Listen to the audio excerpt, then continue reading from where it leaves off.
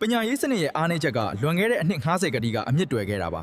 အလွတ်ကျက်စနစ်ကြောင့်ခေတ်သစ်ကမ္ဘာတောင်းဆိုတဲ့စွမ်းရည်ကိုမမွေးထုတ်နိုင်ခဲ့ဘူး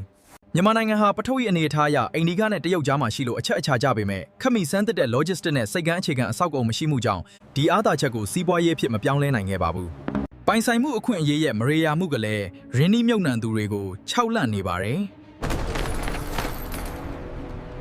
ပြည်တွင်းကချမ်းသာတဲ့သူအများစုကသူတို့ရဲ့ငွေကြေးတွေကိုပြည်တွင်းမှာပြန်လည်ရင်းနှီးမြှုပ်နှံမဲ့အစားဘေးကင်းလုံခြုံတဲ့ပြည်ပနိုင်ငံတွေကဘဏ်တွေနဲ့အိမ်ချမ်းမြေတွေရွှေ့ပြောင်းလိုက်ကြတာကလည်းစီးပွားရေးကိုတွေးလန့်စေပါတယ်။တမိုင်းတစ်လျှောက်ကြုံတွေ့ခဲ့ရတဲ့ငွေကြေးဖောင်းပွားမှုဒဏ်တွေကြောင့်ငွေကြေးရဲ့တန်ဖိုးဟာအဆက်မပြတ်ကျဆင်းခဲ့ပြီးပြည်သူတွေရဲ့လက်လုံလက်စားဝင်ငွေဟာ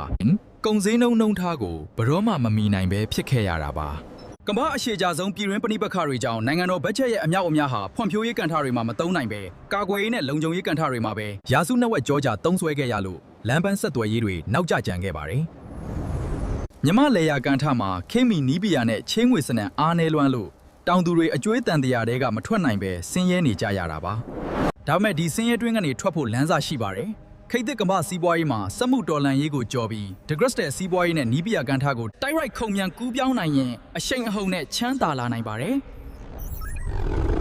အခုခေတ်မှာပြည်တွင်းမှာတင်နေပြီးအင်တာနက်ကိုအသုံးပြုကကမ္ဘာလုံးဆိုင်ရာ remote work တွေနီးပီယာဝန်ဆောင်မှုတွေလုပ်ကင်လာနိုင်ခြင်းကနိုင်ငံခြားဝင်ငွေတိုက်ရောက်ရရှိစေမဲ့အခွင့်အလမ်းသစ်ဖြစ်ပါတယ်